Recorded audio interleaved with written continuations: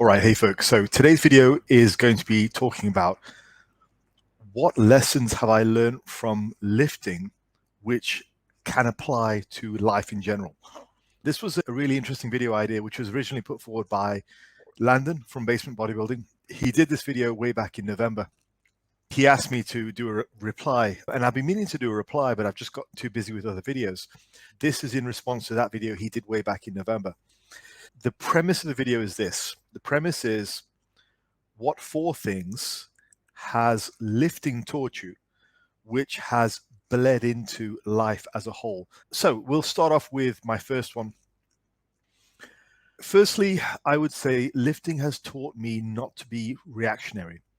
Lifting has taught me to think, to plan, and to make my moves with a great deal of thought behind them, not just jump into endeavors or react to my emotions, react to my environment super quick. Have some thought which goes into what you do.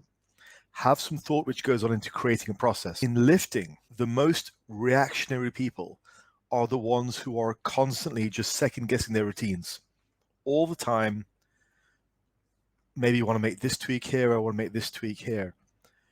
And in doing so, they're ruining programs, they're ruining their progress. Or, for example, they are 3 weeks into a bulk and they're questioning themselves. Oh, I can't bulk, I feel fat. Or 3 weeks into a cut. Oh, I can't cut, I feel skinny. They're never really making any headway into a goal because they're constantly being reactionary. I think it's very important to understand and realize you will feel highs and lows during the course of the day. You will feel anger, you will feel sadness, you will feel a whole range of emotions. Now, it doesn't mean you have to react to all those. In the same way with lifting, you don't have to react to every emotion you're feeling. Proper planning, proper evaluation is done on the appropriate time frame. So before adjusting your plan, ensure you've done it for long enough. That's a really simple thing. This is generally why with my clients, I work in 6-week blocks so that we have a reasonable amount of time. And how this has bled into life is I've learned not to be reactionary. I'm not a very judgmental person, but this is one area where I really dislike certain traits in people. I very much dislike reactionary people because reaction, you only tend to get what's on the surface of them. So you don't get their full intellectual, experiential viewpoint. You're constantly just getting the surface level reaction. So they get outraged very quickly. We all know somebody who gets angry very quickly. Get angry and they get outraged because they are reactionary. You can't really share anything with them because they're just firing off the first emotion that comes into mind. They don't think, even if they have experience, you never get the benefit of that experience because they are just constantly just firing off emotion. And I know people like that, and they're exhausting. To me, it's just a very chaotic, childish way to live life. If people who live their whole lives like that, to me, they look stupid. It's exhausting to be around them. So the first lesson that lifting has taught me is, rather than being constantly reactionary, plan your moves, think about what you're saying. You should think before you speak, mostly. There is such a thing as being witty, of course, having a good repertoire with somebody, but in general, if somebody asks you a deeper question, you should think about that. You don't need to provide an answer just to say something. For those of you who know me in my personal life, if someone asks me a question, I'm quite happy to take time thinking about it because I want to put the best of myself out there. Plan your moves, execute them with care, and make sure the moves which are going to put you forward in life get the best of you and your experience and your knowledge. All right, so the next thing that lifting has taught me is don't waste energy. Get in, get the job done. So when you're in the gym, you're there to do a job. Get it done. Do your socializing before, after, but when you're there to work, go. If you ever get a chance to work in with a guy who's very experienced and who has built a good physique, you should take that chance. It will be an education. Pretty much every advanced guy will tell you they've worked in with guys who are new to the gym and they'll just bury them. And they're not burying them with weight. Obviously, the weight has to be adjusted for who you are. They're burying them normally with workload and effort and flow. Be there to get the job done. Be in the moment. Now, the way that this has bled over into my everyday life is that I try to be more in the moment with whatever activity I'm doing. Now, that's not just serious work activities or whatever. That's everything. Okay. I try to make sure I am in the moment wherever I am. So if I'm out at a restaurant, I'm try to be in the moment. I'm there, presumably, to have fun. Okay. Have fun, enjoy a meal. I am not there to be checking my phone for work emails. I'm not there to be answering clients or whatever else. I am there presumably because it's a social event and I'm there to have fun. So have focus wherever you are. The last thing your woman needs you to do when she's trying to share her workday with you is for you to be looking at your phone, not being focused. I see PTs at the gym that I go to, when they're training their clients, they're also on their phones. That drives me crazy. As an online coach, it drives me crazy. They're not in the moment. So, second lesson is don't waste energy. Get the job done, be focused, be in the moment. Third thing is balance. Have a range of things which support your goal. Now, this might seem a bit odd. Well, Faz, what do you mean? Firstly, you said be focused. Next thing is have balance. Well, actually, they are complementary, but there's a way of doing that. And that is something called compartmentalizing. This is what I do. Compartmentalize. So in the same way as most people would agree, you don't want to turn your training into cardio. Okay. You don't want to go in and just do HIIT training for everything. You don't want to do that. When you're lifting, lift for the purpose of whatever your goal is, strength, muscle, whatever. Okay. In the same way, when you're doing cardio, do your cardio, whether it's high intensity, whether it's low intensity, whatever it is. Don't try to mix things. Have that focus, but at the same time have balance. And in doing so, you need to compartmentalize.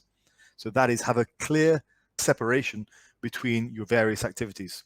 So in life, this is also very similar. Compartmentalize. Like when I sit down to do my client check-ins, my phone goes away.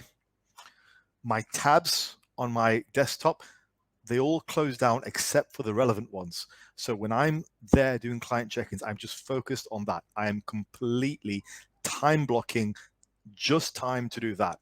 I'm focused on that activity. I'm not checking my phone in between clients. I'm not looking at websites. I'm not bumming around doing whatever else. I'm just focused. And in doing that, the task takes less time, which is mentally a lot less draining, and you're able to pour more of your focus into that task. So compartmentalization is super important for you to ensure you have a balance of tasks. Now, I will say the most stressful parts of my life normally came when I let go of this balance and I was really pushing towards a result. And two times come into mind. The first is about 12 years ago, I took on a very good job as part of my previous career. However, the travel time was very high and the actual job was very stressful because it was a lot of responsibility, a very prestigious position. It was very stressful. So I was really pushing towards one goal, but ultimately because there's so much value placed on that particular aspect of my entire life, that my life lacked balance. And it was almost impossible to compartmentalize because it just bled over into everything else. Now, as a result, I made good progress there and I did very well there. But the fallout from that was I ended up getting burnt out. And in other times, I've gone really headlong into training, which works great. But the downside is that led to a lot of injuries. So ultimately, these days, I try and look for balance right across the board. So ensure you have balance. And the way to balance is to compartmentalize. You can have a number of things going on, Just make sure they have their time in place. That's the third thing. The final thing is believe in yourself. Something I've said many times over the last couple of decades about my training and my genetic potential is I can do a lot with patience and a plan. I can do a hell of a lot with patience and a plan. I never had the best genetics for strength or for physique, but what I did have was patience and a plan. Time is the great equalizer when it comes to genetics. Time is the great equalizer when it comes to genetics. What you lack in genetics, you can make up for with patience and a plan. I have surpassed people with far better genetics over the years because I've stuck to something for a long enough period of time. Generally, most people would accept it takes maybe 10 to 20 years or 10 to 15 years to really see your genetic potential, or at least get close to it. I know Jeffrey Verity Schofield recently made a post, I think, talking about genetic potential, how you can still be gaining well into the 10th year, the 15th year of training. Yes, you can. There aren't really many limitations. It's mostly just injuries, age, all that type of stuff. Time is the great equalizer when it comes to genetics. You might not have the best genetics, but if you have patience, you have a plan, you can go very, very far. Now, in terms of how that's benefited me in life, well, next year will be the 10th year that I've coached. And it will be the 4th year that I've been blessed enough to do this full time. And in the same way, in whatever your field is, whether it's engineering, medical, whatever it is, it's going to take 10 to 15 years to really become a true master in your field. The final point there is believe in yourself, believe in your genetics, your capabilities, and you can go very far with patience and a plan. Right, folks, I'm going to call it there. That was a wonderful, wonderful idea for a video. Landon, thank you again. Really appreciate the shout out way back in November. Apologies for it being a very late reply. Wonderful, absolutely wonderful topic. Thank you all for listening, and I hope you have a great rest of your week. Take care.